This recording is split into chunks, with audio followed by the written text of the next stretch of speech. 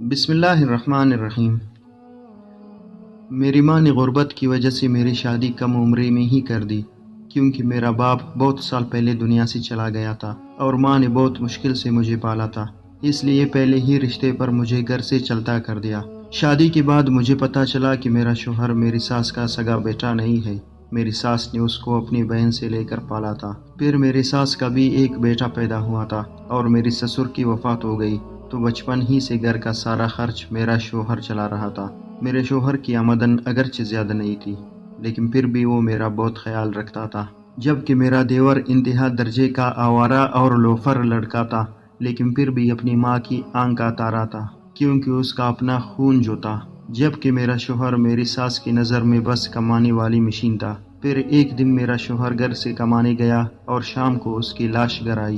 سڑک سے گزرتے ہوئے کسی گاڑی سے ٹکرا گیا تھا۔ اب میری دنیا ہی اجڑ گئی تھی۔ کچھ دنوں بعد جب دماغ کچھ سوچنے سمجھنے کے قابل ہوا تو میری ساس نے اپنے کمرے میں بلایا اور کہا کہ تمہارا شوہر تو چلا گیا ہے، تمہارا کیا ارادہ ہے؟ میں نے کہا کہ کیا مطلب ہے امی جی؟ کہنے لگی کہ پہلے تمہارا خرچ تمہارا شوہر اٹھاتا تھا، اب تم خود کماؤ گی اور مجھے بھی کھلاؤ گی۔ میں نے حیرانی سے پوچھا کہ میں کیسے کماؤں؟ تو میری ساس نے جواب دیا کہ تمہاری کام کا بندوبست میں کر دوں گی، بس گھر میں بیٹھ کر ہی کمانا ہے۔ میں نے سوچا کہ اب کوئی ٹھکانہ بھی نہیں ہے، یہاں پناہ ملے تو بہتر ہے، کچھ نہ کچھ کام دھندا کر لوں گی۔ میں نے کہا ٹھیک ہے۔ میری ساس میری سعادت مندی سے بہت خوش ہوئی۔ اگلے دن شام کے وقت میں نہا کر باتھ روم سے نکلی تو گھر کے صحن میں دو مرد بیٹھے تھے، شکل سے جرائم پیشہ اور کپڑوں سے کاتے پیتے گھر کے لگتے تھے۔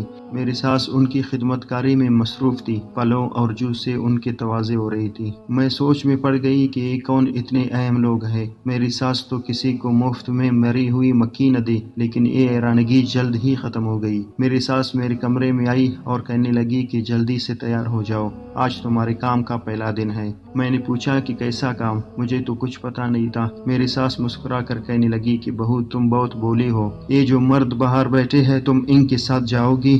دیکھو صرف ایک رات کے 10,000 وصول کیے ہیں میں نے ان سے۔ میری ساس نے مٹھی میں بند نیلے نیلے نوٹ میری آنکھوں کے سامنے لہرائے تو مجھے اس وقت سمجھ آئی کہ میری ساس نے جس کام دھندے کا ذکر کیا تھا وہ کچھ اور نہیں بلکہ جسم فروشی تھا۔ مجھے چکر سے آنے لگی۔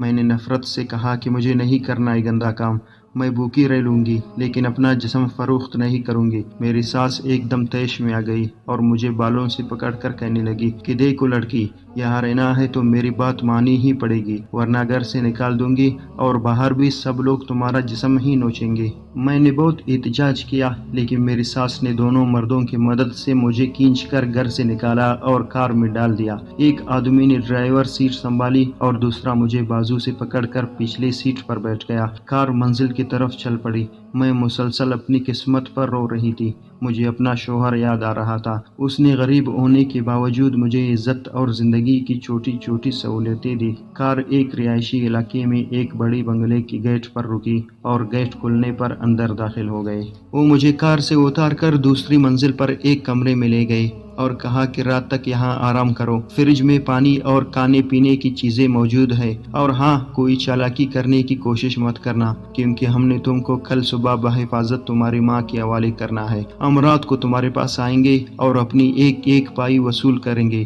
یہ کہتے ہوئے ایک آدمی نے میری گال پر چٹکی کاٹی اور کہہ لگا کر کمرے سے نکل گئے، جاتے ہوئے دروازہ باہر سے لاک کر کے گئے۔ میں بیڈ پر لیٹ کر کافی دیر روتی رہی۔ مجھے اپنا انجام صاف نظر آ رہا تھا۔ بھلے میں نے غربت میں بچپن گزارا ہے لیکن میری ماں نے مجھے ہمیشہ عزت سے جینا سکھایا ہے۔ مغرب کی اذان کی آواز کانوں میں پڑی تو میں نے اٹھ کر کمرے کی کھڑکی کھولی۔ تازہ ہوا اندر آئی تو میری گھبراہٹ کچھ کم ہوئی۔ دیوار سے باہر بہت بڑا درخت تھا، اس کی بڑی بڑی شاخیں کھڑکی تک آئی ہوئی تھی اور ہوا سے جھوم رہی تھی۔ میری سوچیں بچپن میں چلی گئی۔ ہمارے صحن میں بھی ایک بڑا درخت ہوا کرتا تھا، اس پر چڑھ کر میں سارا دن کھیلتی رہتی اور اس کی شاخوں سے جھولتی اور کئی بار گرتی، ماں کی منع کرنے کے باوجود پھر اس درخت پر چڑھ جاتی تھی۔ اچانک ایک خیال میرے دماغ میں آیا، مجھے لگا کہ یہ درخت میری عزت بچا سکتا ہے۔ میں نے فوراً کھڑکی تک آئی بڑی بڑی شاخوں کا جائزہ لیا۔ یہ شاخیں آسانی سے میرا وزن برداشت کر سکتی تھی۔ میں نے ایک مضبوط شاخ کو پکڑا اور اس کے سہارے میں نیچے لٹک گئی۔ جب میرے پاؤں ایک مضبوط شاخ پر جم گئے تو میں نے دونوں ہاتھ जोड़ दिए। अगले 5 मिनट में मैं सड़क पर खड़ी थी। मैंने आसपास देखा और एक तरफ को दौड़ लगा दी। थोड़ी ही आगे मुझे ट्रेन की पटरी नजर आई। मैं सीधी चलती हुई ट्रेन की पटरी पर पहुंच गई और एक अनजानी सिमत की तरफ चल पड़ी। अचानक मुझे पीछे से आती ट्रेन का हॉर्न सुनाई दिया। ट्रेन ड्राइवर बार बार हॉर्न दे रहा था। मैंने फौरन फैसला कर लिया कि मैं जिंदा रही तो जगह जगह पर मुझे जिस्म के भूखे दरिंदे नोच कर खा जाएंगे, और बार बार मरने से बेहतर है कि एक बार ही मर जाऊं। मैं सर झुका कर चलती रही।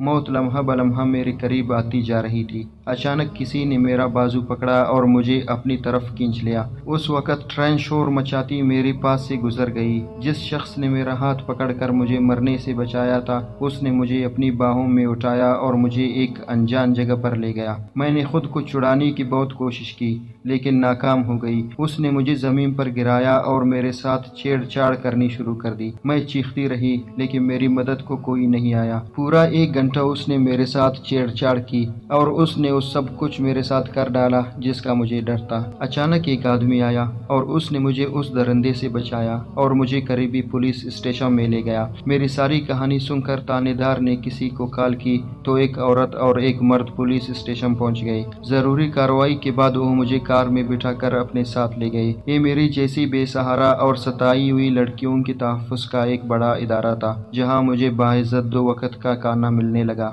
मैंने अपनी अधूरी तालीम दोबारा शुरू की और कुछ अरसे के बाद अपनी मेहनत के बलबूते पर उस इदारे की सरबराह बन गई। आज मैं अपनी जैसी बेसहारा औरतों को सहारा देती हूँ और उनकी हिम्मत बनती है, और आप लोगों से गुजारिश करती हूँ, हालात जैसे भी हों उनका मुकाबला करो, क्योंकि इसमें इंसान की बेहतरी है।